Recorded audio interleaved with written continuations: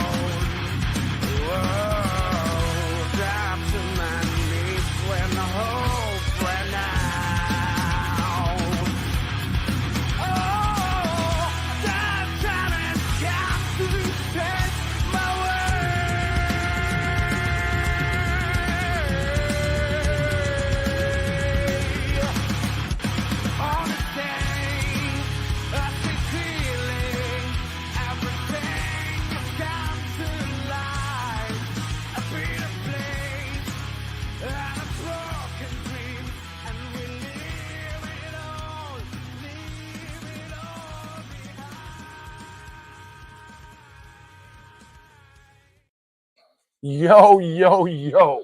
Welcome. Happy Sunday, everybody, to Turnbuckles and Stogies. We are here in our other office, as you can see behind us. The home studio. So we are here. Today we have a special guest on, and she's a dear friend of mine and a friend of his. Her name is Nakoma Tala. She is the Great Wolf Warrior. We will bring her on in about 10, 15 minutes. So let's talk about what's happening in the wrestling world. There's a lot. I mean, so let's talk about. There's an awful lot. I mean, talk about the elephant in the room. The elephant in the room would be that Friday night. I was just going to say. New Japan star, well, former New Japan star, multi-time tag champion, you name it. His resume is a mile long, but dominating Japan for the last decade. Tama Tonga showed up on WWE TV as part of the Bloodline now. And the new head of the Bloodline, from what I'm hearing, is Solo Fatu. So rumor actually has it is that The Rock is now the head of the table, and that Solo and Tama and eventually Jacob are going to be the new bloodline, and then it's going to be Rock's bloodline versus Roman's bloodline when he comes back and turns face.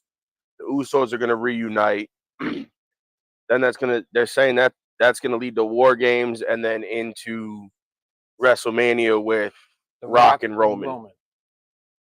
Paul Heyman looked like he was upset. Paul Heyman was on the phone with Roman, and Solo took his phone and crushed it and told him, "Let's go." Well, so he had to get out of the ring with Solo. Yeah. And Solo looked at him and said, "Let's go." And he said that's orders of the yes, tribal Tama said that's orders of the tribal chief. So I'm trying to. I don't think it's Roman.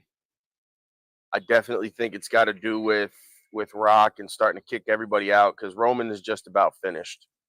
Nothing he carried the company for the last 4 years. Nothing left for the guy to do. The guy's tag team champs. Intercontinental champ, world champion. What's left for this guy to do? I mean, there's not really much left unless he goes to another company. And I don't see that happening because the Anawahi family. Well, I also don't see that happening because that company is company's got a lot of things going on right now. Yeah, well, one person carried 3 companies in a week. One person's name or one person was mentioned on 3 companies in 1 week. He's the only person to ever have that happen. Who was that? Punk. Right. They showed the brawl out footage. Right. With him and Jack Perry. Right. Then Jack Perry said something on New Japan about him. And then he showed up on WWE TV. So he's the only guy in 1 week to be mentioned on 3 different companies. And I kind of like CM Punk. I remember, and I say this all the time. I remember when I wrestled in Jersey in 1999. I wrestled in a school in Jersey. And this kid shows up. It was me and King Kong Bundy in the back. Kid shows up, got blonde hair, and he had one tattoo. Guess what tattoo it was? The Pepsi tattoo. Who tattoos Pepsi on their arm? So the kid shows up. He comes in the locker room. If I remember the story correctly, I believe it was a dare or something that he had to do it. He comes in, and he sits down, and he goes, "Hi, my name is CM Punk." I said, "How you doing, son?" And he looks at me, and he goes, "Son." I said, "Did I stutter?" And Bundy goes, "Oh boy, we're in for a rude awakening right now." So he came in, he did his thing. He thought who he was. He just started in the business. And, he had the long hair, the little mullet, and he was getting put over by the book at that time. So, and I'll never forget what Jimmy Snuka used to tell me. He used to say, when you walk in the locker room, no matter who's in there, you always introduce yourself and shake their hands. A lot of these new guys, they don't do that. They come in the locker room, they change their clothes, and then they go, "Oh, so I'm wrestling you, so this is what we're going to do." And I remember back when it was in 2000, kid came in the locker room, and he goes, "I'm wrestling you?" I said, "Yes, sir." I said, "And your name is?" He goes, he gives me his name. I forget his name. That's how, I forget his name. So he goes, "Oh, so we're gonna do this. We're gonna do that. We're gonna do this. You take a powder. We're gonna do this. We're gonna do that." And I'm sitting there. I'm like, "Sure, sure, sure." So Jimmy's sitting there, and Jimmy looks at me. He goes, "So you're gonna give him a receipt?" I said, "Uncle, I will give him a receipt." He goes, "I hope so." He goes, "When you come back in the locker room, you better have a good receipt." So on that note, people in this business always remember when you're new and you see an old guy like myself, Magic, Nakoma, people like that that's been around. She's a veteran. She's been around for a while. We'll get into that later. But when you see guys like us and women like us, you come in the locker room, you introduce yourself. You don't come in and sit in the corner like you're Hulk Hogan or The Undertaker, because you're not, because I know Mark very well. I started my career with Mark.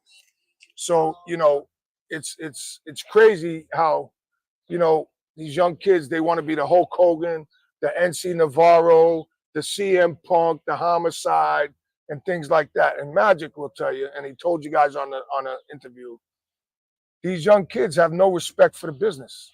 They all just want to make it to the big names. I've been to the big names. Magic's been to the big names. And guess what? The big names ain't no different than being on the independents. The only thing is there, you got to work 354 days a year. And when you're not working, you're doing autograph signings. So that's where we are now. So back to the wrestling. So I also seen Jack Perry came out, and it said on the back of his jacket, Crimea River with the Chicago flag. Yes, Crimea River. So I guess that was a shot to CM Punk. Yeah, because that's what he told them on the pay-per-view. He told them to Crimea River. Yeah, I guess that was the CM Punk. It was, because they don't like each other. And everybody's mad because... Thanks, H. Thanks, H. Yeah, they said that he's upset because he hasn't been brought back. He hasn't anything yet. I think that's by design. Whether he comes back or not, I don't know. Right now, it doesn't look too promising. I think he's going to do well in New Japan. I think he needs to do some time over there and kind of stay out of the spotlight for a little while, and then maybe Tony will bring him back. Because if you think about it, he's been in the spotlight since the first issue with CM Punk happened in AEW. Right. So you got to look at it for the fact of he's been in that spotlight since probably All Out, not last year, the year before when Punk came back. Right. So you're looking at 2 years in the spotlight for stupid stuff that they had no business being a part of, which is, I mean, that's perfectly okay. But the thing is he started an issue that he had no reason to. He got himself involved in an issue he had no reason to get involved in. Right. All Punk was trying to do was tell him, why you doing this dumb, or as he put it, the stupid shit you see on the internet, which I can't knock him. Jack Perry's still new. I see both sides of the argument. I see the veteran side of you don't have to do the stupid shit you see. But then I see the guy like me trying to prove himself to everybody and doing that stuff to prove, hey, I can do just what they can do. So there's no reason I shouldn't be in that spotlight. Well, my days of proving myself to people and setting up rings, that ain't happening no more. You know what I mean? Hey, there he is, the promoter man himself from North Carolina, ACW. So, what's ladies up, Jesse? and gentlemen, what's up, Jesse? So, on that note, we're going to take a quick 5-minute break. Yep. And we'll be back. And everybody's favorite song.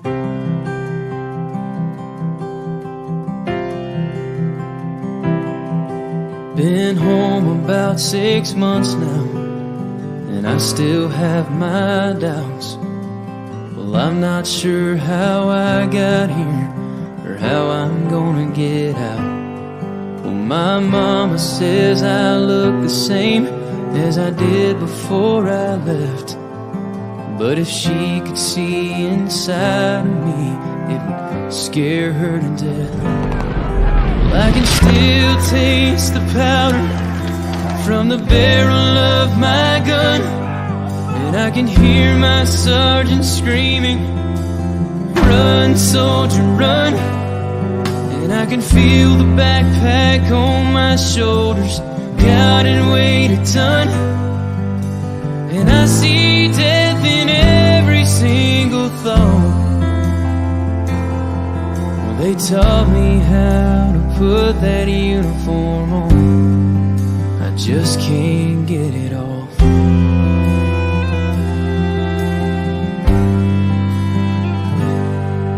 Last Saturday they honored us in a small parade downtown. And when they shot off those fireworks, I nearly hit the ground. And while they smiled and cheered for us, all I could do was stare.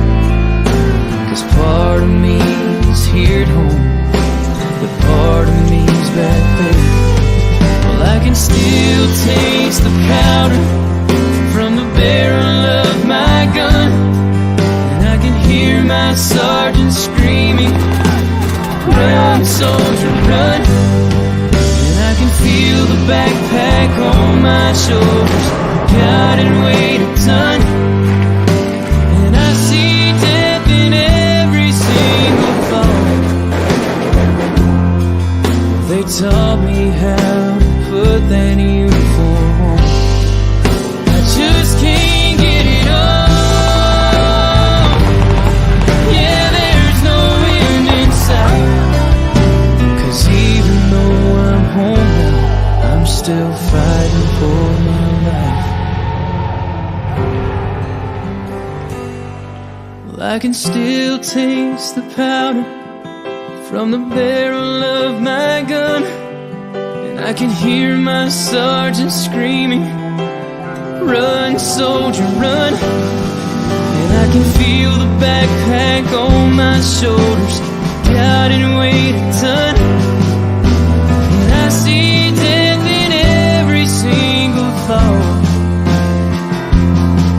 Well, they taught me how to put that uniform on. I just can't get it off.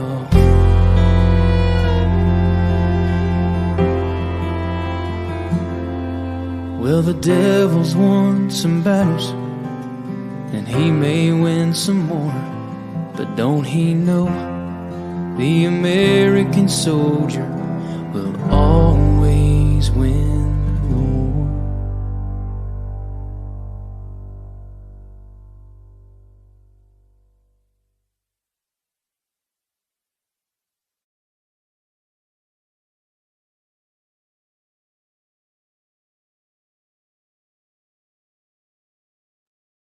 And we're back, ladies and gentlemen. Happy Saturday. Welcome to Turnbuckles and Stogies with your hostess, with the mostest, the big dog, and that guy, the Vanilla Gorilla. So now, ladies and gentlemen, we got Excuse me if I'm not myself. I'm getting just getting over being sick. So we're gonna have the interview of the week. Where the heck did it go? Ah, there it is. Oh, no, wait. Nope, next one up. I almost hit the wrong button. Hold on, guys.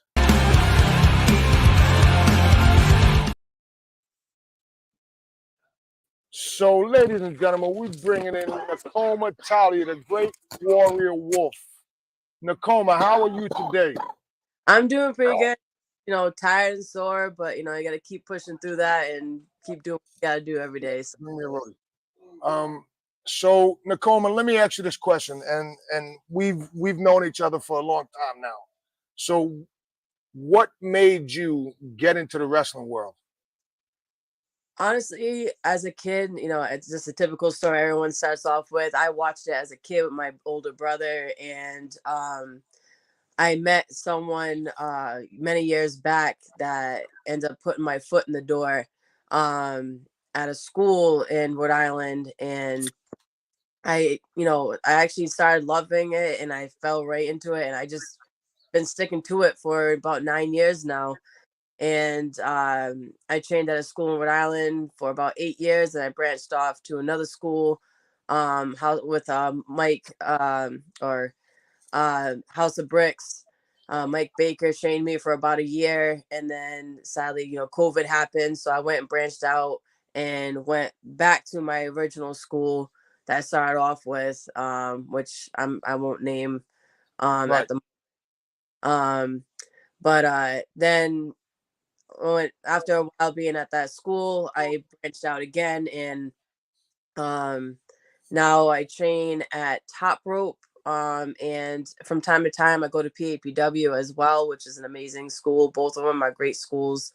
Um, so I've been at it for a long time, and honestly, I love it. And it's honestly helped me grow as a person and helped me heal a lot of things I didn't realize needed to be healed. And it just helped me grow as a person altogether and helped me be a great mom and a great person in and out of the ring as well. And I've learned a lot about myself with wrestling. So honestly, I'm So, grateful at that how opportunity. did you come up with the name Nakoma Tala, Great Warrior Wolf? So honestly, my native name is actually Wolf Eye. So I didn't want to use my actual, you know, native name, but I figured I'm labeled as a warrior for my people. So I figured Nakoma Tala, which means great warrior wolf, kind of ties it together with my native name and my, you know, history with my people. So that's, you know, what I ended up coming up with is Nakoma, which is great warrior, and Tala means wolf. So that's how it kind of all came together, honestly. Okay. So where have you been, and what have you done in the 9 years that you are around? Oh my. I've been a little bit of everywhere. The wrestling world has definitely taken me on a journey, that's for sure. I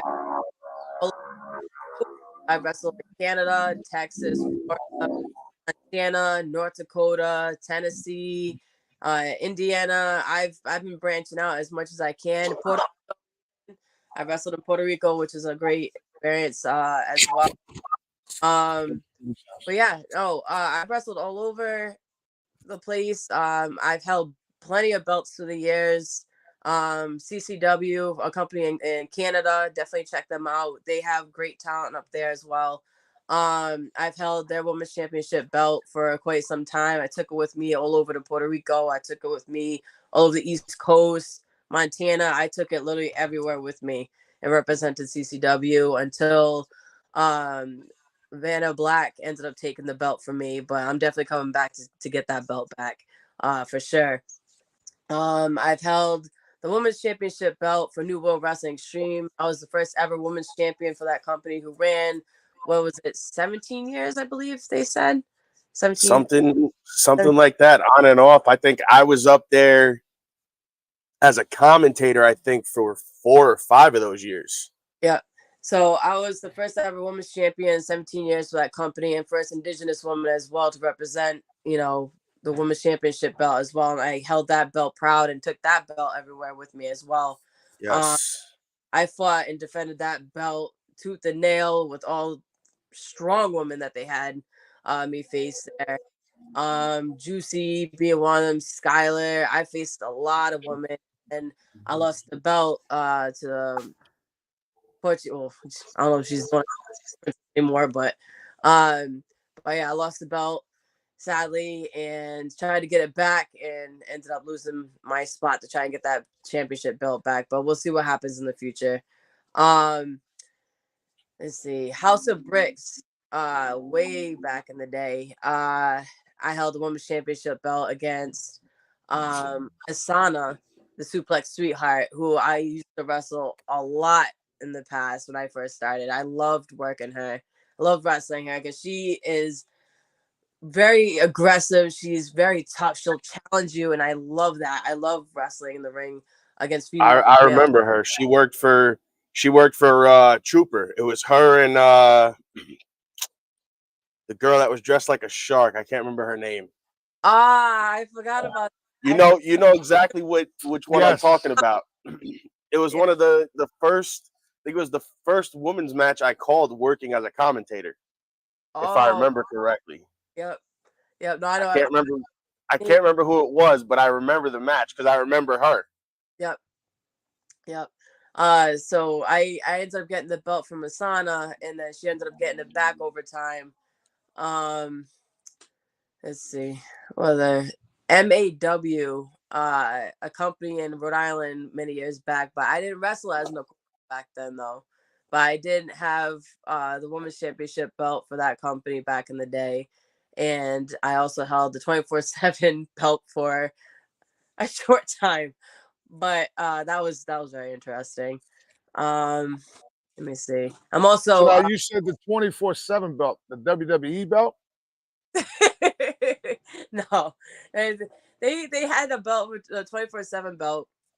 It was a little green belt, and it was insane. Once I got it, I started getting jumped from left and right, and it was kind of like one of Truth Killings. Huh? Guy held the belt kind of like Truth Killings. He held the belt 54 times. Well, what people don't realize, he's a 72-time champion. Yeah, he's 72-time champion with 24/7. That's insane. But yeah, that was back in the day, and seeing where I am at right now, I've definitely grown, and thankfully for all the trainers I've had through the years, they've put a lot of work in me because, not many companies put in a lot of work when it comes to females. A lot of them just see them as a pretty face, whatever the case is, and they kind of do the bare minimum and push them out. But I'm very happy I had the people who I had bring me into this company through the years, because they believed in me when times I didn't believe in myself. There are moments where I question myself, but they made me believe in myself again, especially, seeing the fans and everything and messages I get from them also have helped me through the years push through and keep pushing myself to become better in the ring too. And I'm more than grateful. Like I every time I go to a show and I get to talk to, you know, all the fans and stuff in person, the children and everything, makes me remember why I'm here, what my purpose is there. You know, doing what I do and everything. Well, not a lot of wrestlers do that. Like, you know, me, I've been doing this 30 years. So me, when I meet a fan, like I went to WrestleMania 20 in the Garden. I'm standing by the employees entrance and the Hillbilly Jim comes by. And I'm standing there waiting, you know, just hanging out with my cousins and them. He's like, yo, that's Big Dog. And I'm like, what's up, Jim? He goes, what's going on? He goes, why are you waiting in line? I said, because they won't let me in. And who comes walking through? Shane McMahon. He goes, come on, let's go inside. I said, Shane, I can't go in. He goes, I own the building tonight, so you can come in. So I go in and the guy goes to Shane. He goes, you have ID? Shane goes, ID? He goes, I own this company. He goes, yeah, but I still need ID. And I'm sitting there like, yo, do you know this is Shane McMahon? Like he's married to the Heinz ketchup woman? I said, do you realize this is Some the people man? shouldn't have the jobs they have. And he I goes, yeah, swear. but I still need ID. So who comes walking down? Brock Lesnar and Linda. Yeah. And she goes, come on, son, let's go in. He goes, ma'am, he needs ID. He goes, just consider yourself fired right now. I was like, yeah, consider yourself fired. That's insane.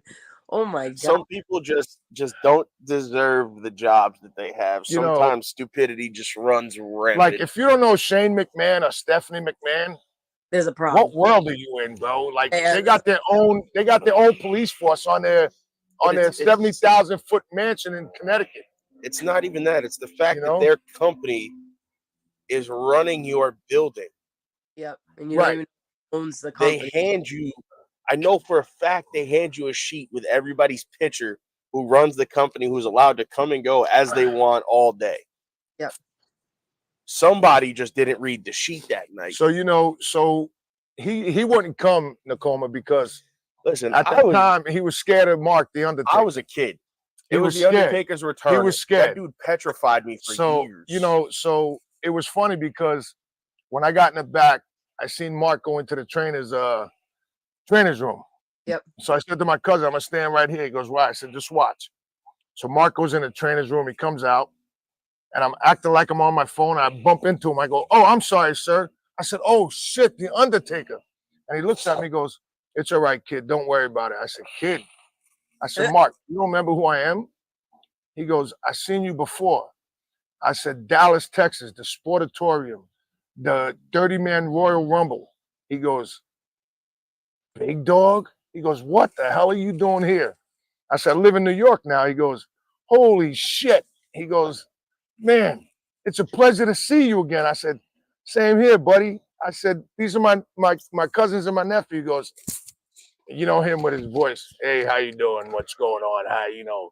He goes, I gotta go. I gotta get ready for my match. yeah, I'm and like, in his locker room was probably a bottle of Jack Daniels for when it was over. yeah, well, you know, that's before he became the Holy Roller Jesus. He still drinks Jack Daniels. That You still know? don't mean he doesn't drink. So,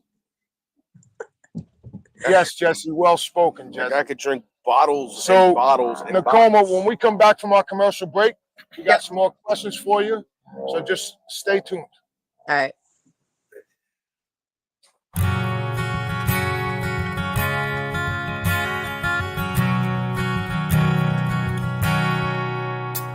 He sits on his bed with his gun in his hand. He thinks his life is over, he can't understand. A bottle of whiskey and some pills in the drawer. He doesn't wanna hurt himself or hurt anymore.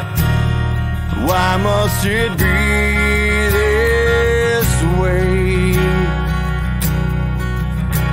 Just think it all over and listen to the words I say. You are not alone. There are so many people who fight with their demons each day. 'Cause you are not alone.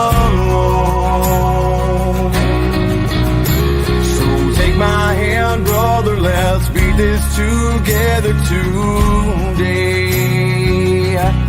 You're not alone.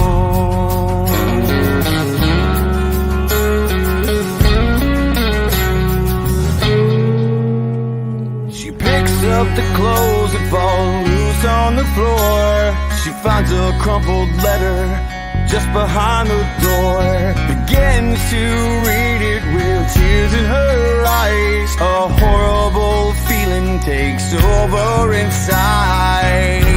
Says, honey, can I talk to you?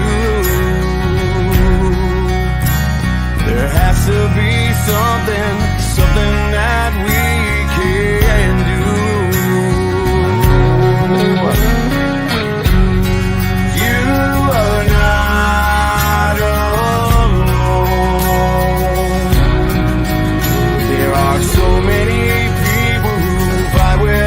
Demons each day, 'cause you are not alone. So take my hand, baby, let's beat this together today. You're not alone.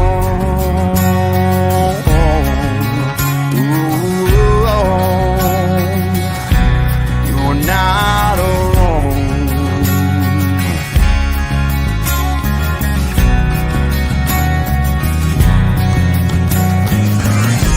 'Cause you are not alone. There are millions of people who fight with their demons each day. Yeah. And you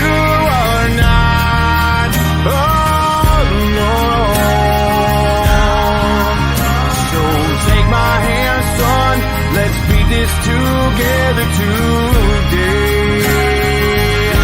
You're not alone.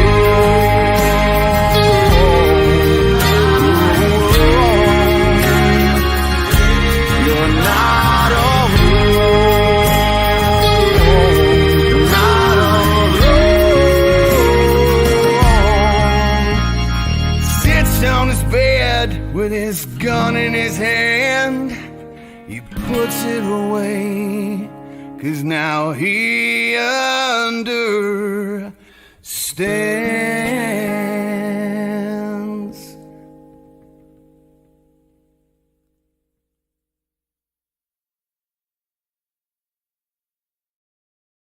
Hey, there it is. And we're back. Happy Sunday, everybody. Turnbuckles and Stogies with your host, with the mostest, the big dog, the vanilla gorilla, and our special guest for today, Nakoma Tala, the great warrior wolf. So, Nakoma, tell me, what was one of your best matches that you've had in your 9 years in your career?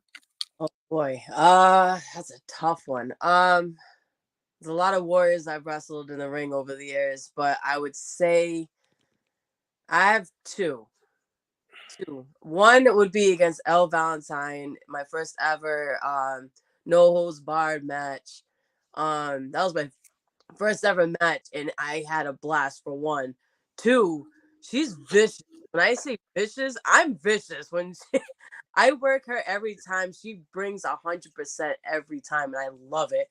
So, but we were going at it. We were just hammering at each other. It was insane. And that was actually my first time going through a table as well. So that was, where was that at? That was at WFA in New Hampshire, I believe. Yeah, New Hampshire. It was at the Boys and Girls Club, and it was tons of people, and the adrenaline that was going through me before even wrestling, just hearing everybody, it was insane. And I was pumped. I was ready to just go at it. Like both me and her were just ready to go, and we just went head to head. Obviously, was playing. We were just told there's stuff under the ring. You can grab it whenever you want. There's a table. There, just grab whatever, do whatever. I'm like, I was like, I'm game. Let's do it. All Sure. Right. So she came out with her kendo stick, and she put it in the middle of the ring, and ding, ding, ding. We just started going at it. Pop, pop, pop, pop, pop. I got her into the corner and I took away. I was like, I don't need this right now. I said, I don't need this right now. So we just started going at it. And then eventually I grabbed it, bing, bing, and oh my God. That was so, I'm not gonna lie, I would love to do that again. I don't care. I put her right in the trash can. I squashed her. I jumped and I sat right on the trash can. I squashed Oh, there you go. insane. Definitely check out that video. That video should be on YouTube still, but that's insane. My other one, person I've loved working. I haven't worked her in a couple of years, but when I first worked her, she's the one who actually made me up my game when it came to being in the ring and throwing in my hits. And I thought I hit hard. Vicious Vicky. I wrestled her in the Bronx, New York, many years back, quite a few times. And my first time getting in the ring with her, that woke me up real quick, and I went boop. I'm like, oh, Yeah, That was Vicious Vicky, right? I've seen her wrestle in person for ISPW. That was Vicious Vicky, right? Yep, Vicious Vicky. So Yep. where in the Bronx did you wrestle her? Oh God. It was in a What gym. federation? Or BWF, I believe. It was in a gym somewhere. That was many years back, but it was for BWF. I remember. Was the company, and that the crowd in New York is totally different from what I've seen. Oh, yeah. Their like energy is so different, and they're like, yeah, get it. I'm like, okay, I'm gonna go get her. Yeah, Oh, yeah. New York crowds are a little rough. Jersey's not much better though. Puerto Rico. Jersey's not much better. Hey, Puerto Rico Forget it. new vibe. Now- The energy is so different. I remember I was in a match with two other women, and I got tossed out, and one of the girl managers were holding me back, so I couldn't get in there to get the pin. So I started fighting him off. I chopped him, boom, and he dropped to the ground. And some woman in the crowd, she pulls out her belt. She goes, "Mira, look." She's like, "Here." She's trying to get. Oh, no, I can't use that. I was like, "Can't use that." She's like, "Just take it." I was like, "No, I can't take Yeah, it." no, just use it. Surprised she didn't hand you a. So now, when you were in a Puerto slipper or Rico, something. was it in the middle of a stadium? No, it was it was a very big gym. Where was it? I can't remember off the top of my head exactly where, but it wasn't far from Old San Juan. We were in the Carolinas, I think it's called. Yes. Carolinas, we're in that part of Puerto Rico. And that honestly, I can't wait to be back in Puerto Rico. I might have a chance to go back there in September. We'll That's see. awesome. Crossed. But at that time I wrestled for GZW, Ground Zero Wrestling, and honestly, they have a great company. The crowds there are insane. They're loving, they're supportive, they're loud, and it's a whole different vibe. Yeah, Like, that's hard. Those are hardcore wrestling fans over there. You know, they're like, let's go. Like, so it's funny because Puerto Rico, when you go to Puerto Rico and you wrestle for Carlos Colon, he does it in a big arena. really? And the arena, there's a cage around it because the Puerto Ricans, they throw shit at the wrestlers. So I don't know if he still runs there. So, Yeah. and they also have security that walks you out to the venue. Okay. So, I don't know who you worked for, but he would usually run, I believe, in Bayamon. yeah. So when you wrestle for Carlos, man, geez, Louise, you got a lot of stuff going on there. A lot of stuff. Yeah, That's the real blood and guts Yeah. company is what he was. I don't know if he still runs that company or if his nephew took it over, I think. Yeah. So who was the person in Puerto Rico you wrestled for? It was for Ground Zero Wrestling. That was my first time ever being in Puerto Rico. So they welcomed me. They introduced me to everyone. They actually had someone help translate and stuff. 'Cause I know a little bit of Spanish, but not enough to have plus it's different. Right. I understood some of what they're saying, but I didn't want to like have any miscommunication with anything. So they were nice enough to have someone, help me with that. But they were very welcoming. Some of the wrestlers, one actually welcomed me and a friend of mine that came with me who was also a wrestler into the home. They made me a dinner. Like the people out there are so friendly and like they're so kind and like it's obviously where we're from, we don't quite get that. Everyone's like, just give me the dirt, like walk by. But everyone there was like, hey, how you doing? Even strangers walking the streets, like that's so welcoming. And, like I love it. People there are amazing, and you know, they came up to me after the show, like some of the kids even, and they were asking me questions and everything, and it was pretty cool to like connect with the people out there, as well, especially some of them being Taino, Puerto Rico, that's where the Tainos are and everything, and learning about their culture a little bit, because everywhere I go, I try to learn, about the people there, about the land there, whether it's indigenous or not. I always try to learn everywhere I go and try to connect to the people in some sort of way, because, when I wrestle, a lot of wrestlers, I'm not bagging on no one, but um, a lot of wrestlers are out there for the money. They're not there for the people. And we wouldn't even be here if the people weren't there like for us. Like we need to do more for the people because you don't know what they're going through every If single it day. wasn't for the consumer, and I say that consumer because they buy the tickets, there Mhm. would be no Big Dog for the last 30 years. There would be no Magic. There would be no Nakoma. There wouldn't be no Hulk Hogan. There would be nobody. There wouldn't even be a spot for me to do what I'm You doing know what I now. mean? So a lot of people don't realize that. A lot of these new guys, like I told you before, they come in the locker room and they pick a corner and they stay there. And then when they find out they're working, you're like, oh, so I'm working you. This is what we're gonna do. And I'm like, yep, sure, okay. Oh, okay, my bad. I didn't know.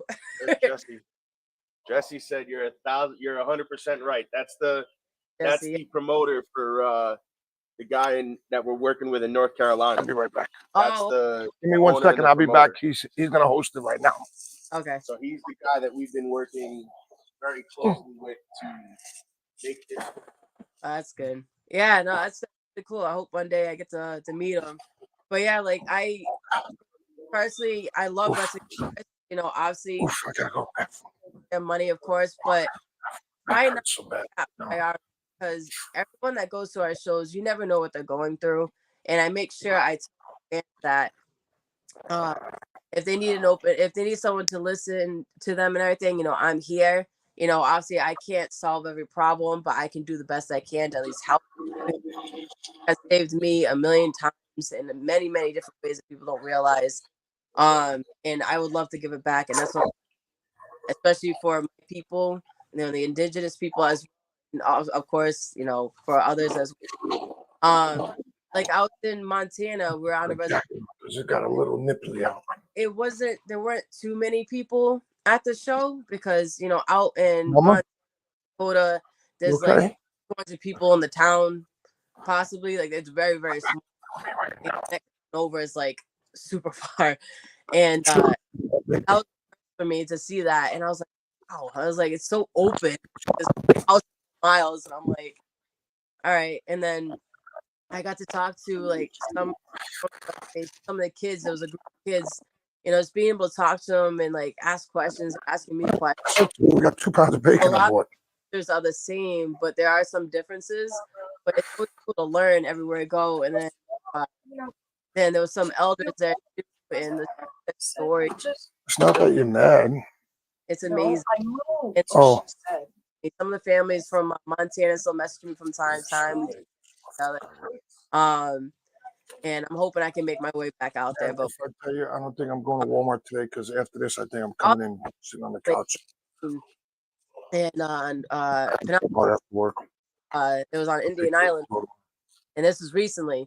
Tatanka was actually there, and Tatanka was there, which was amazing. I was so excited, but before the companies Oh, sorry. wrestling Sorry. and they were saying, "Oh, we're gonna be on a reservation." And I explained to them, I was like, "Hey, did you give them, sage and a feather to show peace and understanding and stuff like that?" And they didn't know anything about that. So they expressed that to the elders, to the council leaders, and because I said that, they wanted to bring me in the day before to show me the island, to actually show me around, to show me the reservation, and show me around and stuff. And we ended up going there, and they took me around. I got to talk with the people. I got to interact with the people. I learned about how things are ran. And it honestly, I wish the world ran the way that they have, like everything set there. They have a community garden where everyone chips in. They help support the elders. They have their own homes for the elders, and they all help with the elders. Like, there's no selfish. There's no one's selfish and like there for themselves. They work as a legitimate community, which I really wish the world was like, helping each other out, because again, we don't know what they're going through, and they have so much rich history, and they share it with the young kids so they can learn and actually let it grow as well. um but just being able to be shown around, it was just amazing, honestly. And just connecting with the people is the most important thing to do, and not many wrestlers do that. And honestly, again, without the fans, without your supporters, you wouldn't be going anywhere. You can promote yourself, you can get books, but you wouldn't have that support. And I respect. The fans aren't, requesting you to be in places like, if Exactly. you can promote yourself, but like you said, if they don't like you, or there's something about you they don't like, they're not gonna show up when you're there to make sure they prove a point. Exactly. Yep. It's like I did a show in Yonkers at the Yonkers Raceway for Pops, the Wild Samoan. And my mother-in-law was there. And this lady showed up. She had 2 kids with her. Mm-hmm. And they wanted autographs. But, everybody's charging $20, $15, which I think is absurd, because you're buying 1,000 pictures for $50. Yeah. So she came over to me. She goes, this lady, the kid said, "Ma, I want to get autographs." She goes, "Listen, I had enough to get us here, get us home, and get the tickets. That's it." So she came and told me. So what did I do? I went and I said, Hey Sam, how are you? I went and got tickets, not tickets. I went and got pictures from everybody there. Yep. And I told them what happened, and everybody from King Kong Bundy to Bam Bam Bigelow to Alpha the Wild Samoan to Jimmy Snuka to myself to everybody that was on the card gave me pictures. And I went over to the lady and I handed them to her. And I said, "This is from all of us here." She goes, "Oh my God, you didn't have to do that." I said, "No, because without you, there's no us." And I said, "I have a special thing going on right now." She goes, "What?" I said, "Your 2 kids are coming in the back and they're going to come out with one of the wrestlers." She goes, "Which one?" I said, "I have no idea yet." So I brought them in the back, and one came out with Bam Bam and one came out with Jimmy Snuka. And that kind of put the lady over the top. That's pretty awesome. You know what I mean? Yep. Yeah. So like you said, without the fans, there's not us. You know what I mean? Yeah, exactly. Yeah, I remember a couple years back, New World Wrestling Stream in Woonsocket, Rhode Island. They had a kid. I guess he won like a raffle or some kind, and he came out with me during my entrance. And the look on his face, I felt bad, because he was excited at first, but then obviously, a kid sees all the lights and actually comes out, and he's like, I was like, "Oh no!" I was like, "Come on, let's go!" I was like, "Come on!" Well, that's like Joey. Joey he was a baby. Okay, he was about, let's say, 7 years old. I did a show in New Rochelle, and Chuck Zito was there. Vinny Pastore from The Sopranos, 911, Jake the Snake, the Bushwhackers. Everybody was there. So I took my son and I said, "Come on, let's go." So as we're coming out, Chuck Zito's there. So Joey started crying. So I said to Chuck, I said, take my kid. So he took my kid and he held him. And to this day, I have a picture of him holding my son. And when the gentleman passed away that had the promotion, we went to the funeral and he goes, is that little Joey? I said, little Joey ain't Joey little no more. Little Joey, that's little Joey. He goes, holy shit, what are you feeding this guy? I said, hey, you know, it's the wrestling business, you know what I mean? Yeah. But, you know, Nakoma, I want to appreciate you coming on. No You problem. know, and guys, if you don't know, besides wrestling, she does bracelets and everything else. And we're going to get into that as soon as, well, we got 5 minutes. So tell us about all your bracelets and all your other stuff that you do. So you can follow me on Facebook, Instagram, Twitter. Oh, I guess it's called X now, but TikTok. You can follow me all on there under Nakoma Tala. You can always reach out to me to purchase my merch. A lot of my merch is handmade. I make earrings, bracelets, hair clips, cups, you name it. I'm very hands-on when it comes to artsy, and I'm trying to share a piece of my culture as well, because we do a lot of beadwork. I do custom work. So hit me up if you're interested. I have my pictures on me as well. You can also get my t-shirts on prowrestlingtees.com. Again, under Nakoma Tala, Great Warrior Wolf.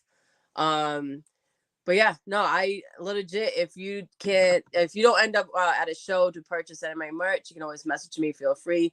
You can also message me, you know, just to say hi. I will reach out to you, you know, as fast as I can, as best I can. I always try to make sure I message back. So don't be afraid to message me. I also do live videos for the children. I read books, bedtime stories from time to time on Facebook Live. I'm trying to figure out how to do both Facebook and TikTok at the same time. So if you have children, I always end up posting a status saying, hey, I'm going to read a bedtime story at usually around 8 o'clock at night, Eastern time. So if you have children, you know, and you want them to listen in, you know, feel free. My daughter of mine, Little Wolf, she usually joins me as well. We read the books together. Yeah, And I see her. She's adorable. thank you. And And I do have, even when I met her in person, she was adorable. thank you. Yeah, I have a PO box. So if you have a book you want me to read on my live, feel free to message it. I'll definitely make a post on it on my Facebook, Instagram, X, TikTok. You know, or if you want to send me art, mail, notes, letters, anything, feel free to do that as well.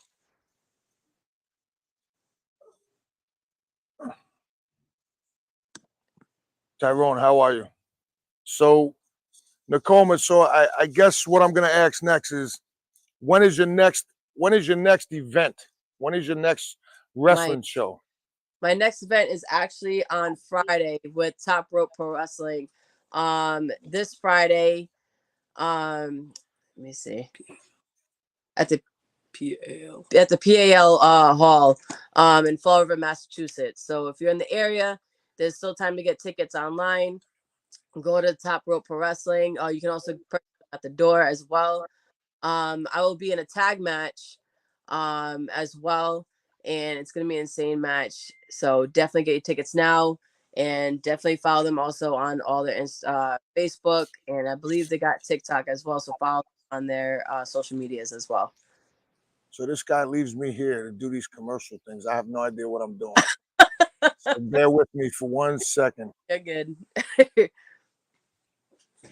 Nope, that's not it. Joe, go to commercial. Yeah, guys, I'm not good at this stuff. Joey's good at this stuff. He's the producer. I'm just the host and the owner. That's all. You're So good. I was fixing our cooler. Tyrone said hello. How are you? He popped in here. I have no idea what I'm doing right now. See, I like watching this. I like letting you try to do this. It's No okay. idea what I'm doing. I hit it's some okay. wrong button. You didn't hit anything wrong. Magic said we had to defend my belts. Oh, let me see. He's in here. Oh, yeah. We'll talk about that when we get back. All right. How the hell did you do that? You hit Brian. I did that. You hit Brian? Oh, no, I hit banners. Banners? Oh. See, I don't See, know. I'm letting you guys see the inner workings of what I have to teach him.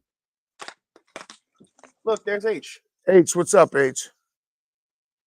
The fact that our patriotism in America is dwindling, I really wanted to start the American AF movement.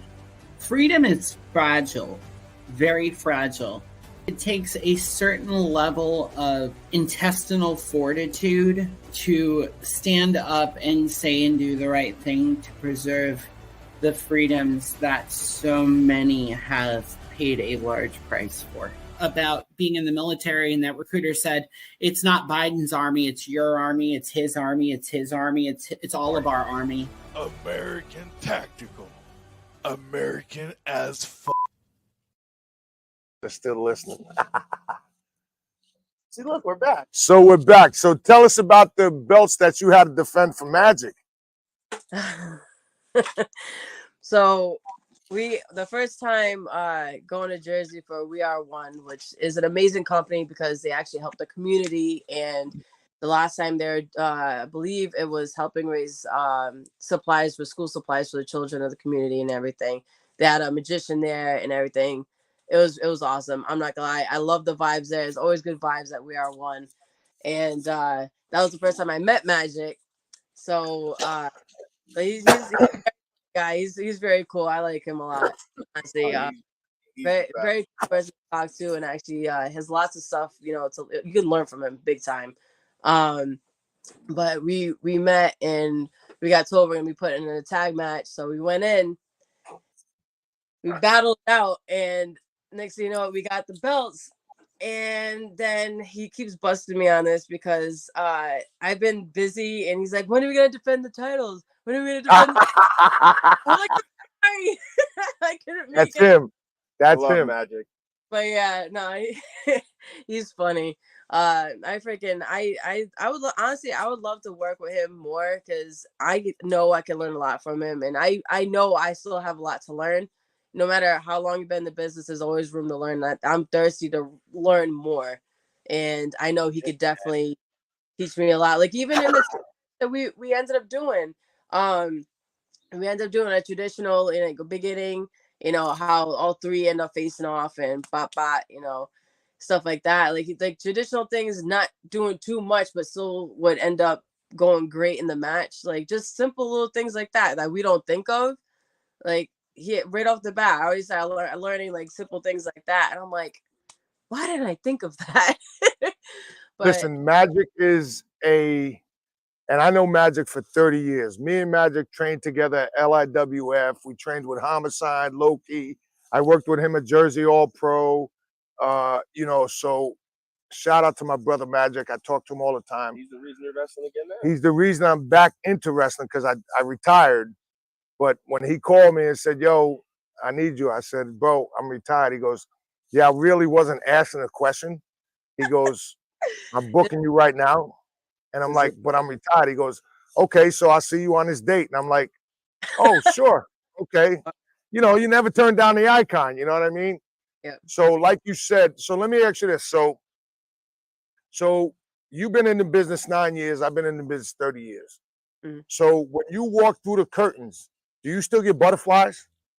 always good, and they're See, good. But they're good. a lot of people don't realize if you don't get butterflies when you walk through that curtain, then your business is done here. I can Because I'll never forget, Jimmy Snooker told me, and I keep bringing up Jimmy because I've worked many shows with Jimmy. Jimmy said, if you don't get butterflies at your age walking through a curtain, then your time with the wrestling business is done. Yeah. And that's been told to me by the guys that I ride with when I'm not working and I'm going with them to ride and hang out and just watch the show. Mm-hmm. They tell me the same. I asked them the same thing. I'm like, "Do you still get butterflies?" And I get the same answer. If you don't, it's time for you to hang it up. Like I know the day that I debuted, and he went to walk out of the curtain, and I heard the loud, just the roaring boo through the place when the music hit, and I grabbed him. I'm like, just listen before you go out. Mm-hmm. I'm like, just listen. And he hears and he goes, seriously? I'm like, yeah. So I let him go because I'm like, to him, this is just another day at the office. Another day in the office. I let him hit the curtain, and I'm standing there, and I'm psyched. I'm like, I'm thinking, and I'm going, okay. Like now in my head, it's like, all right, you were on that side. Now it's time for you to come out of this side. Yep. You know, I'm like, this is your time. Make a statement and just show them that you can do this. And I had to sit there for what felt like 5 minutes, even though it was only probably 20 seconds. Yep. And I was just like, I sat there, I listened. I was like, I felt the nerves, the butterflies, everything kicked in. Yep. And then as soon as I hit that curtain, it was almost like everything went away. So, you know, Nakoma, like I had it before I walked through. Yeah. I threw the people booed me, and it was just kind of like, okay. He hasn't been Got this. he hasn't been trained by a school. He's been trained by me. Oh, okay. So he's been trained by me, and people go, "Oh, well, how did you train him?" I said, "My fucking front yard, my couch, my bed." I said, and that's how I trained him. And even when I take bumps in his ring, even when I hook up with Pops and all of them guys, Lloyd and all of them guys, like we did 2300. We brought the House of Pain. The House of Pain into 2300 3 years ago. Yeah. So when Lloyd was there, Lloyd walked by me. He goes, "Oh shit, Big Dog, what's up?" I said, "What's up, son?" He goes, "What's going on, brother?" I said, "Everything's good." And he goes, then he said he'd catch you afterwards. Then he said he'd catch me afterwards because he had to go sign. But then he goes, "First question is, what the fuck are you feeding him?" And I looked at his son. I said, "What are you feeding him?" He goes, "Same thing you're feeding him." I said, "So why are we even having this conversation?" And the next question was, when is he going to wrestle? Right. That was the next question out of his mouth. He goes, Lloyd looks at him and goes, "So when's he getting into the family business?" So, so now WXW in Florida was supposed to fold because Pops is sick. Shout out to not fold. He was going to close his doors. Right. Well, it was folding. That when I say folding, it's closing his doors. But shout out to my brother Alpha Anoa Jr., who I know him since he's 7 years old, because when I went to the Wild Samoan School of Wrestling in Hazeltown, Billy Kidman was supposed to be there. He wasn't there. So I was doing everything Pops told me, ran around the ring 10 times, jumped in the ring, jumped off the rope, blah, blah, blah. He calls up Billy. He goes, "Billy, where you at?" He goes, "I'm on my way." He goes, "You should have been here already." So Billy shows up. Now, mind you, Billy is Billy, and he shows up. So now he starts training me. So now Pops tells him, "Get on all fours." So he gets on all fours, and I come in the ring, and as Pops goes like this, he goes, "Whoa, whoa, whoa, whoa, whoa." He goes, "Pops, you didn't tell me that this was a redwood that we were training." He goes, "Son, just stay on all fours." When he dropped me down, Billy got up, he goes, "Damn." He goes, "This guy's really good." So I said, "I'm not good, bro." I said, "If I was that good, I'd be in WWE." So needless to say, after that, me and my wife, my best friend, God rest his soul, and his wife come home from Pennsylvania. Mm-hmm. So now we're sitting home on a Saturday night. Saturday nights, WCW comes on, right? Terrible program. So I'm sitting there and I'm watching it, and I'm like, "Oh, let me watch WCW." All of a sudden, I hear, "And from Hazeltown, Pennsylvania, Billy Kidman, Nakoma." I fucking jumped up. I was like, "Oh shit, that's my trainer! That's my trainer! That's my trainer!" That's awesome. My wife is. You just killed everybody's eardrums. My wife is like, "Seriously?" I said, "Yeah." I said, "Hey, listen, so people don't realize I've been trained by Chris Adams in Dallas. I've been trained by Johnny Rodz, the late great Pete McKay, Alpha the Wild Samoan, Alpha Jr. So, I have a whole different style. So if I give you advice, and Tom Zink told me this once before, he said, in this business, you have to be able to take constructive criticism. If I come to you and say, "Nakoma, listen, your match was okay, but you need to change this a little bit. You Some got- guys will be like, oh man, you don't know what you're talking about. Cool. Now when you go out the next time and you fuck it up, I'm not gonna be the guy to say, hey, you fucked up. I'm gonna come and tell you your match sucked. Yeah. I mean, listen, I can tell you like from the clip of a little bit of the match. Well, once I got the whole clip of my debut, I sent it to people that I respect and trust. I'm like, listen, what could I have done different? Same. Or Yep. you know, what could I have done instead of doing, you know, throwing the kid? What could I have done different? And I had a few people. I had one person in particular tell me, you did a great job, but what I would have did instead of throwing him, I would have done like a sidewalk slam or something like that. Right. Yeah. I was like, okay. They said, but other than that, you look good, except there was one part when I went like this and I went to forearm, and if you watch as I go to forearm, he falls. He falls before it hits him. So yeah, I was like, okay. I'm like, well, you can't really. That's just a miscommunication on. Yeah. It's more of him being antsy and everything. Because if you're in that situation, you gotta wait and feel it out first. You don't react first. You gotta wait. But he was antsy.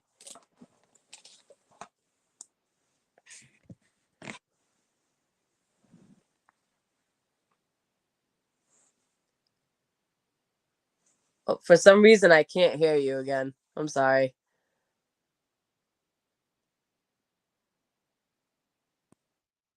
Yeah, I can't hear you. Can you hear me now? Yep, I can hear you now. Yeah. Okay, try turning it back on. They both must have went off. I don't know what happened. Can you hear me now? I can hear you now. Yeah. Okay, so you can clip it to your shirt again. It just went off. let me ask you this. So I seen a picture of you and Tatanka, Chris Chavez, and I met Chris Chavez back in 1997 at the Westchester County Center. Yep. No one can ever go to his car. Okay, and I was outside like a Mark. Call me Mark. My name is Mark. So I was outside, and he was sitting in his car waiting for Yokozuna, Rakish, and Ahmed Johnson. Mhm. So I go over to him. Now, I'm real quiet. I go over to him. I knock on the window. I said, hey, Mr. Chris, how are you? He goes, I'm well. I said, so I was trained by this one, this one. He goes, oh, so you're in the business? I said, yeah. He goes, have you tried? Oh, your mic went off again.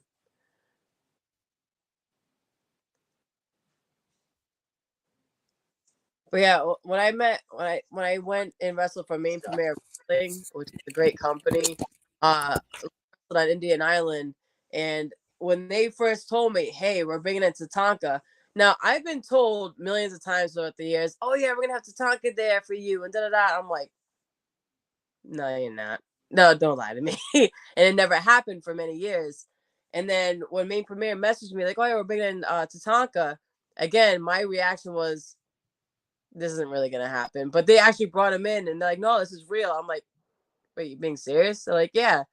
So I ended up I was like, I was so excited because for years I wanted to, obviously, because he's also indigenous in the company and stuff like that. But like I know because with me being where I'm at, there's different styles of wrestling, different ways to represent our people that other people won't stand and can help me with.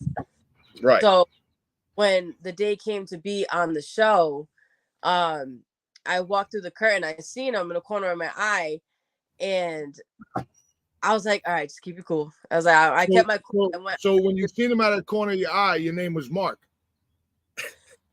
For a second.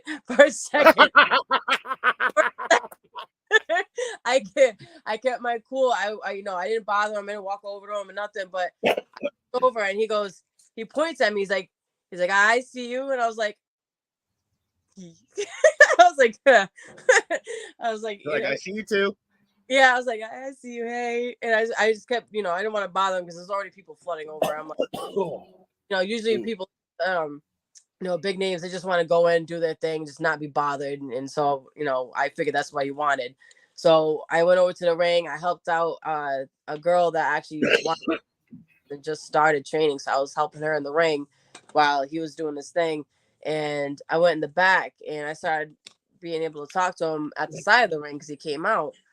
And he was asking me questions like, where are you from? What do you represent? I told him I represent the Abenaki Nation. And he's like, oh, that's cool. That's cool. We were just chatting it up. And then when we're done with that conversation and, I looked at my friend, Louis, Leon, and my eyes were watering, and he was making fun of me because my eyes were watering. I was happy because being able to talk to someone who understands where you are in this business, Right. it feels good to be heard. So, Nakoma, it's like when I first started in the business, people used to say, don't take pictures with other wrestlers. Yep.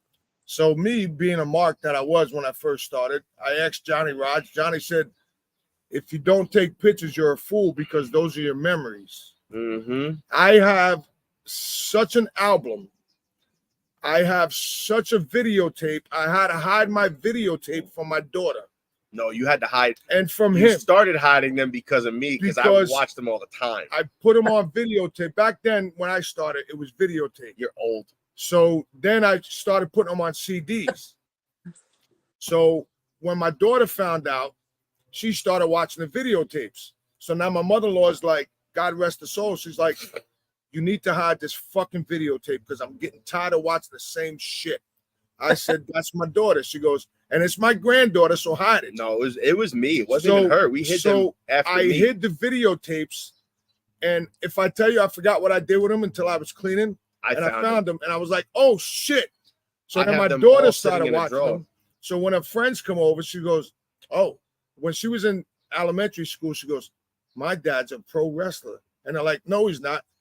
She took the videotape one day to school and told the teacher, can you put this in?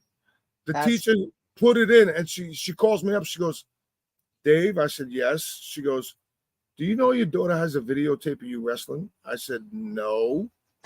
She goes, yeah, she brought it in school. That's funny. A lot of people don't. Here's the thing from my man Magic. This girl is awesome. You really got to see her wrestle. If you haven't, you do. If you've never seen her wrestle, so Magic. For sure. So Magic. This means that come October, you're going to have my sister. Why are we yelling? You're going to have my sister on the event come October. Okay? So you're going to book her for October. Thank you very much. So, I mean, that'd be pretty cool. That'd be pretty cool to have a show in October. I don't. Oh, yeah. So, like you said, and, when you go to events, and I'm going to say this with 30 years experience, and Magic is right there, he'll tell you, take pictures because you'll never know when you're going to meet with them. I got pictures with Shane. I got pictures with Nicole Bass. I got pictures with all of them too. With Tom, Brandy. I got picture with Salvatore Sincere. No, actually, it's funny because I really do, because they're holding me in the picture. Gilbert, as a baby. So I technically have pictures of them. People laugh when I say that. They're like, "You took a picture with them?" I'm like, "Yeah, look." They're like, "Yeah, but you're a baby." I said, "Yeah, but I still took a picture with them." Still counts. It's me. It still counts. I may not remember it, so but it still counts. Don't ever think that like you were Chris. And I have a big poster-sized picture. And I was a mark of me and the Guns. I have both titles on my shoulder, and I have Billy and Bart Gunn on my right and left side. Yeah. Okay. So then that was when they did the Fan Fest. I was all the way up in Hartford. I have that, Alondra Blaze, Savio Vega, Tatanka.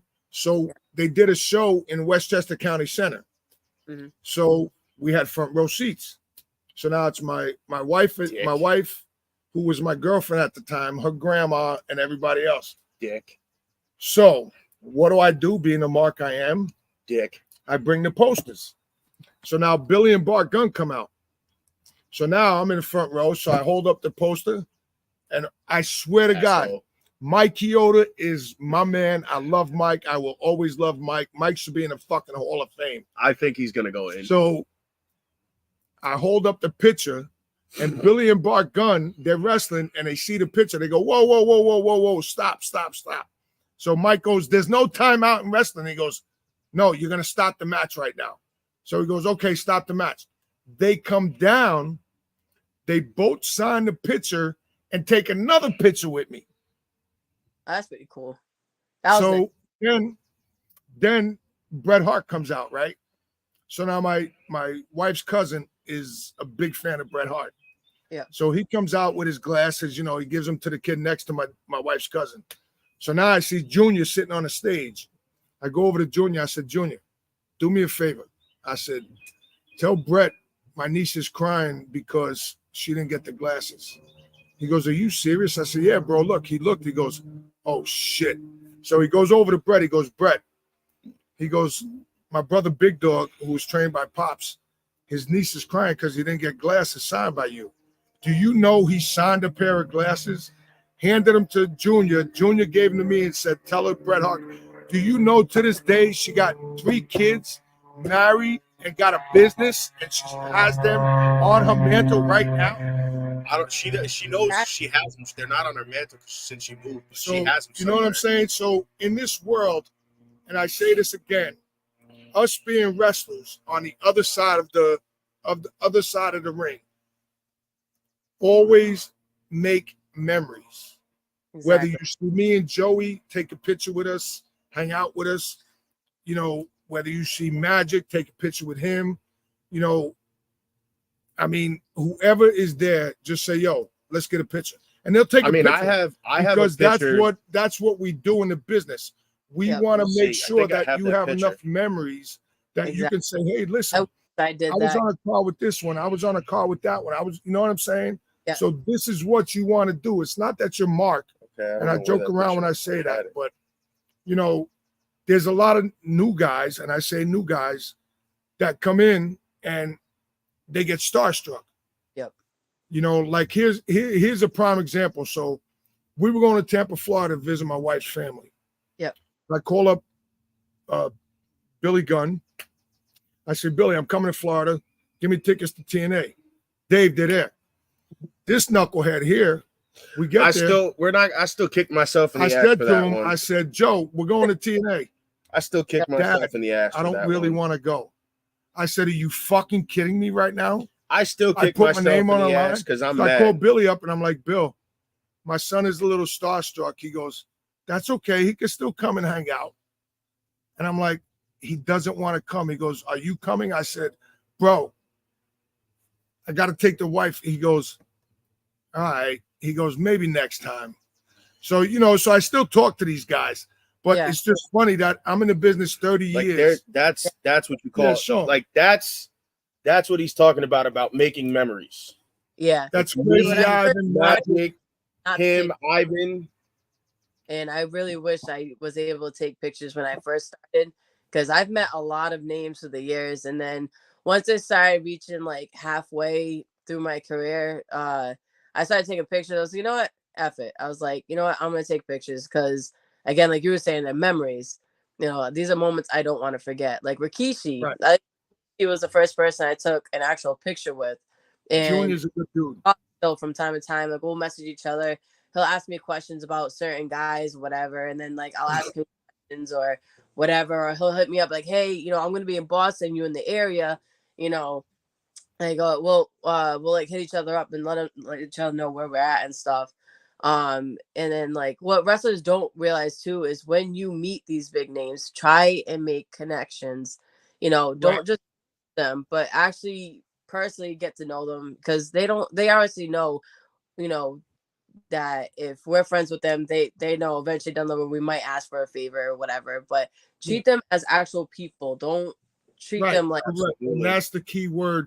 Treat them as your friend, not as, oh, hey, Junior, listen, like, you know, Lloyd and them. We're friends with this guy right here. He's a buddy of mine. He's a cigar smoker, but he's also a promoter. So he knows that I know her family very well. So when I first met him 10 years ago, you know, not that we proved to each other, but we know the same circle. Yeah. So they're going to come on next week. So I'm just waiting on confirmation. What I'm saying is, like you got to treat them like their regular person. You know what I mean? I mean, I can tell you from my own personal experience. Sorry Like about that. My bad. Can you hear that's me? No, you're fine. Yep. Yeah. So Like when we did the autograph signing in the 2300 arena. When I we can't did hear you guys again. I'm sorry. No, hold no, on. it's not us. It's Sorry, I ended up getting a phone call and it messed everything up. But yeah, Can you no, hear like us now? when you meet these people, make sure you actually make a connection with them. Don't just Right. message him out of the blue or her out of the blue, like, hey, I need this. Because then they're not gonna want to help you out because they're gonna know you're just using them. Yeah, But absolutely. it's also good to make a connection with these people too, because obviously, again, you can learn from these people. They want to help us. I was talking to Tatanka, and he was saying that because I've done a few Gabe Sapolsky seminars to try to get into WWE as an extra or just to get into WWE. I've done 4 of them, and the first thing he said is to always make connections. Well, that's what I was there's going to always ask room you. to learn. That's what I was going to ask you, being that we were in the blue room. Oh, I still can't hear you on your mic. Hold on, give me a second. Hold on, let me fix this. But he said always make connections and to always interact with them, always share your videos with them, because again, you can always learn from them.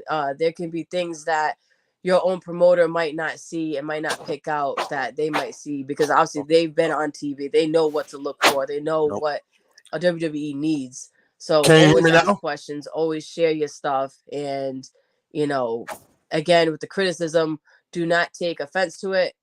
Take it as a learning experience. And, Can you hear me now? So I still can't hear you guys. But yeah, so again, we're always told, keep your ears open, your mouth shut. So whenever they give you criticism, always listen and don't talk back, because obviously we don't know everything. No matter how many years you've been in, you don't know everything. As much as you would like to think you do, you don't. Can you hear me not now? just one way of doing it. Can you hear me now? Hold on. No, because it's about the end of my ex about WWE. Can you guys hear me at least, or? Yeah. Okay. Yeah. I can hear you. But yeah, when I did the Gabe seminars, I did one in Florida, two in New Hampshire, and the other one was in New York. And each and every time I went to him, Jesse said he learned can hear more us. and more every time, because he does a Q&A session as well as the 3-minute matches, promos, stuff like that. My first time was down in Florida, so I did the travels. I did buy the tickets to get down there so I can learn and everything, and take those jumps, take those chances, because that jump and that chance that you take might be the one that you need to move forward. And honestly, I'm glad I took those chances and did those seminars, because I was told by my old trainer, he said, oh, you should only do it once because you want to be that wow factor, which I understood. But I'm there to learn too. And I want to show them that I'm growing, that from the last time I've learned this. So I kept going and going and going and going. And good thing I did, because I got the opportunity to be an extra on WWE. I may have not been seen on TV, but. So can you hear me now? Can you hear me now? I still can't hear you. That's weird. Joe, just put on the regular mic. Even it's not going to make a difference. But yeah, I didn't get a chance to be on TV, which that was fine with me, because I got the opportunity to talk to everybody and got to see all the wrestlers and see everything firsthand, how things are put together and all the hard work that they put into the shows and stuff. Yeah, I still can't hear you guys. I don't know. They can. But yeah, every opportunity is a learning opportunity, and you definitely take those chances, no matter how little or how big they are. And that's what I've been doing through the years. And I want to try and help the new ones coming in. So let's go to a quick break. Hold on. Yeah.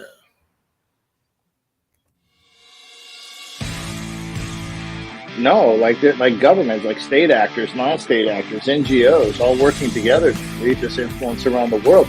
There's something out there I think everybody here should go watch. It's called the AI Dilemma.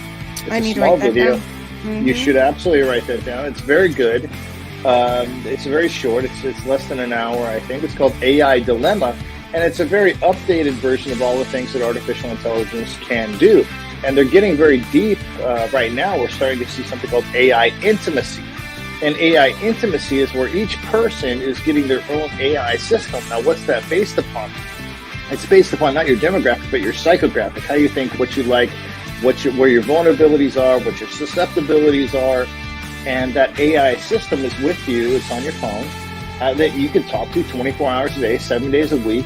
It's literally reverse engineered through every click, like, and share that you've ever done, every comment you've ever made. It knows you better than your priest, your pastor, your spouse, your parents, your brother, your sister, any family member, your best friend, because it hears all your secrets. It knows every search you do on the internet. It knows everything that you want to learn about. It knows everything you're interested in, and it just gets reverse engineered and becomes your personal AI system.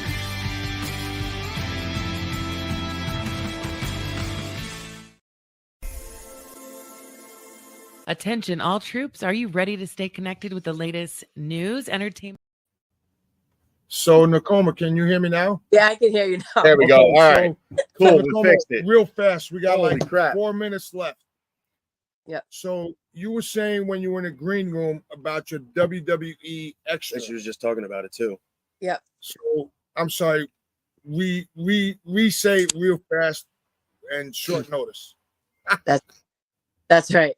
But yeah, no, it was, I was saying, I'm glad I took all those jumps and going to those seminars, because the seminars are $100 each seminar, and that's not including travel, everything, but making those jumps and sacrifices thing is going to be worth it at the end. So I try to tell everyone that are looking into going into wrestling or are in wrestling and aren't sure or confident with themselves. I tell them every time, make that jump, because that jump might be the one that will bring you to where you want to be, and it'll push you even further, and you'll be more knowledgeable in the end. So we wanna book you, and the promoter's here, but I'm the head booker. I have the final when you say. went inside, that's what I was talking about. We want to book you for ACW down in North Carolina. Okay. Send me. I don't like doing Facebook stuff, so send me your personal phone number, or you can. And when we're ready to book you, I wish I could have booked you for the May, but I couldn't because you had to be home that Sunday. Yeah. So, and he's just starting. Starting. So send me your personal phone number. So, ladies and gentlemen, this has been another Sunday with your hostess with the mostest, Big Dog, the Vanilla Gorilla, and Miss Nakoma Talia, the Great Wolf Warrior. Make sure you follow her on Twitter, Xbox, whatever they are, Facebook, he's Instagram. He's a little slow. Whatever they are. And if you want anything, just DM her. Don't DM her no pictures because we're not taking pictures. So just DM her. If you want an autograph picture, she'll send it to you. She has a P.O. box. Just DM her and let her know. She does bracelets, arts, cups. And if you have anything you want to send to her that, you draw about, Indians or whatever, or Native Americans, Native Americans, she will respond to you. It might take a little while because she's very busy. So, Nakoma, on behalf of Turnbuckles and Stogies, the Vanilla Gorilla, and the Big Dog, we'd like to thank you for coming on. And this ain't the end of it. We're going to have more. Don't go nowhere. Just stay in the... All right. Attention, all troops. Are you ready to stay connected with the latest news, entertainment, and information tailored for our armed services? Look no further than MBR. Here at MBR, we're more than just a radio station. We're a lifeline for those who serve from the front lines to the home front. We're here to keep you informed, entertained, and connected to your fellow veterans. With our dedicated team of broadcasters, we bring exclusive interviews with military leaders, insights into the latest strategies and technologies, and uplifting stories of bravery and sacrifice. But that's not all. MBR is a nonprofit organization, meaning that every dollar you donate goes directly towards supporting our troops and their families, whether it's providing care packages, funding, scholarships, or offering mental health resources, your support makes a difference. With that, H Train, can you tell me a little bit about how MBR got started? Well, in 2005, Jim Butler created it so that he could keep contacts with all of his pals over in Iraq. And then when 2018 came, he decided that it was time for him to retire. He was going to close up the station. And because we've had so many former DJs since 2005, I mean, it was pretty inspiring. We have at least 5 veterans in every single state, at least. And, you know, it just brings us closer together. It creates a family, and it creates